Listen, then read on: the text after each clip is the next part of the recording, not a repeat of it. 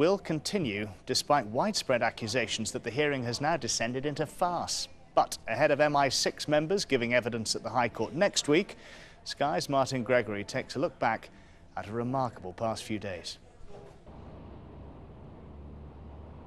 Give me a chance, please. Is it going well for you? It's got there. Trying to do the best. Mohammed Fayed had waited 10 years for this day and spent millions on making sure it happened. Monday was his day in court. He did not disappoint his supporters or the headline writers as he laid into all his enemies. His attack on the royal family was as colourful as it was scathing. For the first time, he implicated Tony Blair in the plot to kill the couple. Some papers, like The Sun, questioned Mr. Fayed's sanity. Others marvelled at the sheer scale of his conspiracy allegations. According to Mr. Fayed, involved in the plot to kill Diana and Dodi were Princes Philip and Charles, the Prime Minister, and several of his senior colleagues, 4 Lords of the Realm, MI5, MI6, the CIA, and the French intelligence services, plus elements of the French and British police and the French medical service. Well, quite a list. But Mr. Fayed did not stop there. Diana's own sister, Lady Sarah McCorquodale, was part of the cover-up, as was the princess's close friend Rosa Monckton. The QC for the Metropolitan Police, Richard Horwell, was not impressed. The couple's plan to go to the Ritz Hotel that night was made at the last minute, he said, allowing very little time for a plot to be concocted.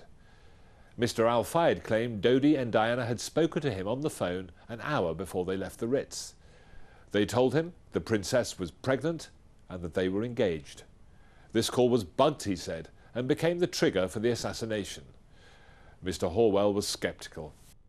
Prince Philip has to be told, Prince Philip has to issue the order, MI6, MI5, the French security services, CIA, the ambulance service, the French doctors, the French scientists, and James Andanson and his dog all have to come together within a matter of moments, Mr. Fayed, to kill Diana and Dodi. More of James Andanson and his dog later, but Mr. Fayed angrily stuck to his guns. What you are talking a lot of garbage, a lot of rubbish, trying to protect the establishment and the intelligence services and Scotland Yard for something they have done, the crime of the century. As Mr. Fayed left court on Monday evening, the allegations were still flying. I'm not talking pregnant to you because you are bloody idiot, you're part of the establishment and you're a journalist belong. You work for MI6, you idiot. Sir Richard Dearlove really was working for MI6 when Diana died. As head of operations, he was known only as C. On Wednesday, Sir Richard, who's now retired, said that during his 40-year career, MI6 had never assassinated anyone. That Prince Philip had had a hand in Diana's death was an allegation which is so absurd it is completely off the map. Was Diana murdered by MI6 because she was taking an interest in the campaign to ban landmines? I'm outraged that it should be even suggested. Ridiculous is the only word I can use. And personally, to me and to my senior staff, really deeply offensive. Now, more about that dog. We know that a white Fiat was involved in the crash in the Alma Tunnel. Neither the car or its driver have ever been found. But eyewitnesses claim there was a large, dark dog in the back.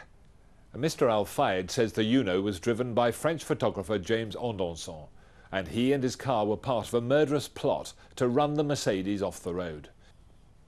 James Andanson is now dead, but on Thursday his widow Elizabeth gave evidence from Paris.